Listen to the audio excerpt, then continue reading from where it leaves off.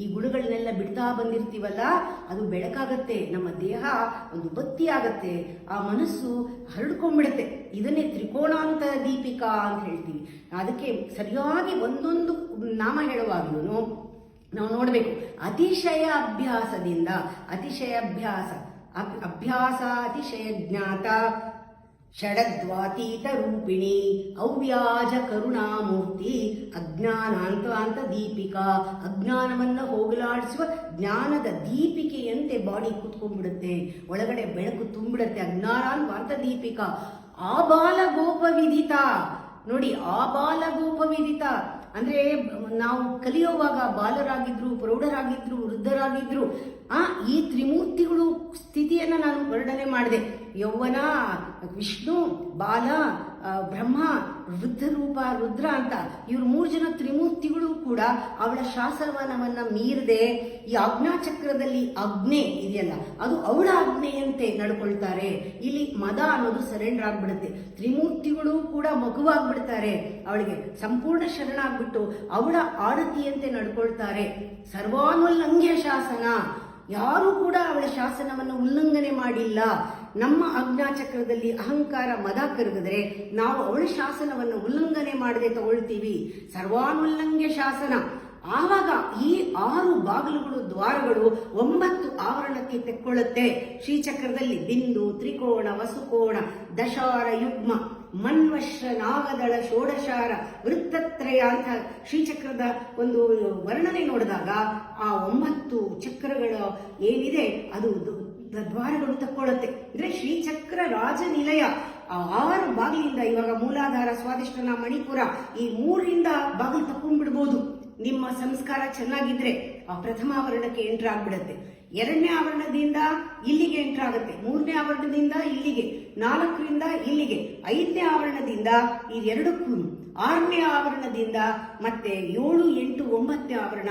ಅದು 7 ಸಂಪೂರ್ಣ ದೇಹ, 8 ಈ 3 ಖಂಡಗಳು, 9ನೇ ಆವರಣ ಬಿಂದು. ಆ ರೀತಿ ಪ್ರತಿಯೊಂದು ಚಕ್ರಗಳಿಂದ ನಾವು ಬಾಗಲ್ ಮಾಡಿಕೊಂಡು ಆವರಣ ಪ್ರವೇಶ ಮಾಡಿ ದೇವಿ ಶ್ರೀಚಕ್ರದ ಮನೆಯಲ್ಲಿದ್ದಾಳೆ ಅನ್ನೋದು ನಮಗೆ ಗೊತ್ತಾಗ್ಬಿಡುತ್ತೆ. ನಮ್ಮ ಆವರಣಗಳೆಲ್ಲ ಅವಳಿದ್ದಾಳೆ ಅಂತ. ಒಂದೊಂದು ಆವರಣವೂ ಕೂಡ ಅಲ್ಲಿಗೆ ಬಾಗಿಲು ತಕ್ಕೊಳ್ಳುತ್ತೆ. ಷಡದ್ವಾತೀತ ರೂಪಿಣಿ ಅಂತಂದ್ರೆ ಹಾಗೇನೆ. ಆಮೇಲೆ ಶ್ರೀಚಕ್ರ ರಾಜನಿಲಯ, ಶ್ರೀಮತ್ ತ್ರಿಪುರ ಸುಂದರಿ, ಮಹಾಕಾಳಿ, ಮಹಾಸರಸ್ವತಿ, ಮಹಾಲಕ್ಷ್ಮಿ ತ್ರಿಖಂಡದಲ್ಲಿ ಅವಳಿದ್ದಾಳೆ. ಶ್ರೀಮತ್ ತ್ರಿಪುರ ಸುಂದರಿ ಅವಳು ಬರೀ ಶಿವ ಅಲ್ಲ, ಶಿವಶಕ್ತೈಕ್ಯ ರೂಪಿಣಿ.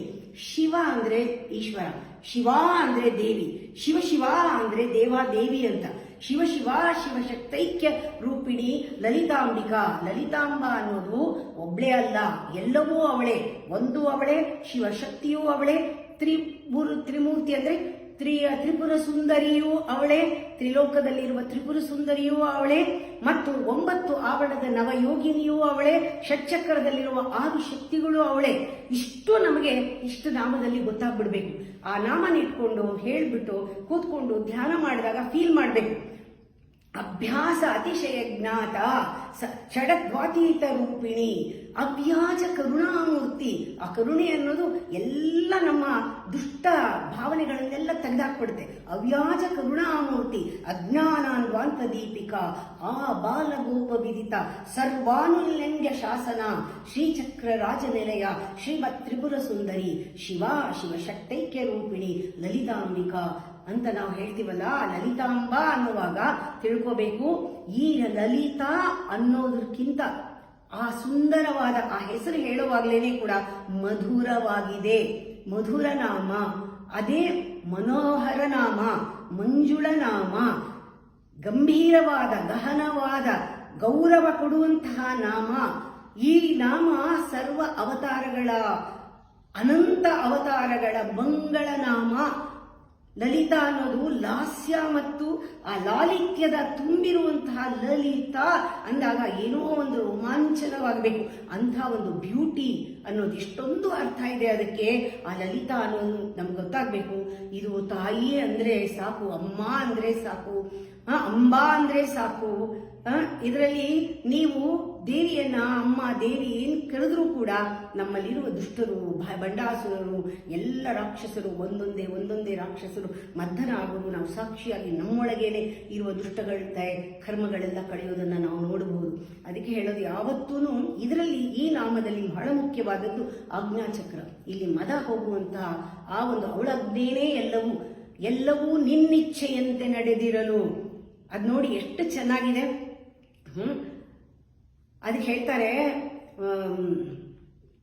ಕೆಸರಿನಲ್ಲಿ ಸಲಗವನು ಹಿಡಿಯುವಳು ನೀನು, ಕೆಸರಿನಲ್ಲಿ ಸಲಗವನು ಹಿಡಿಯುವಳು ನೀನು, ಹೆಳವನನು ಗಿರಿಯ ತುದಿಗೊಯ್ಯುವಳು ನೀನು.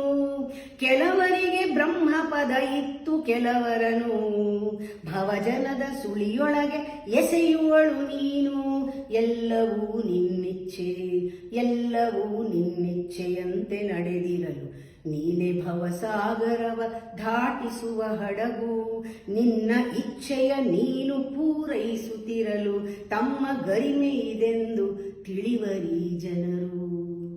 ನೀನು ಚಾಲಕ ಶಕ್ತಿ, ನಾನೊಂದು ಯಂತ್ರ, ನಾನೊಂದು ಬರಿಯ ಮನೆ, ನೀ ಅದರ ಮಂತ್ರ. ನೀನು ಚಾಲಕ ಶಕ್ತಿ, ನಾನೊಂದು ಯಂತ್ರ, ನಾನೊಂದು ಬರಿಯ ಮನೆ, ನೀ ಅದರ ತಂತ್ರ. ನಾನೊಂದು ರಥವಾಗಿ, ನೀನದರ ರಥಿಕ. ನೀ ನಡೆಸೆ, ನಾ ನಡೆವೆ, ನಿನ್ನದೀ ಲೋಕ. ಎಲ್ಲವೂ ನಿನ್ನಿಚ್ಛೆ, ಎಲ್ಲವೂ ನಿನ್ನಾಜ್ಞೆ. ಅವಳಾಜ್ಞೆ ಪಾಲಿಸಿದ್ರೆ ಆ ದುಷ್ಟವಾದ ಚಿಕ್ಕ ಅಹಂಕಾರ ಸತ್ತೋಗಿ ಬ್ರಹ್ಮ ವಿಷ್ಣು ಮಹೇಶ್ವರರಾಗಿ ನಾವು ಅವಳನ್ನು ಸಂಪೂರ್ಣವಾಗಿ ಶರಣಾಗಿ ಅವಳ ಮೂಲಕ ಕೆಲಸ ಮಾಡಬಹುದು. ಮುಂದೆ ನಾಳೆ ಪ್ರಾರಂಭಿಸ್ತೀನಿ ಇನ್ನು 10 ನಾಮ.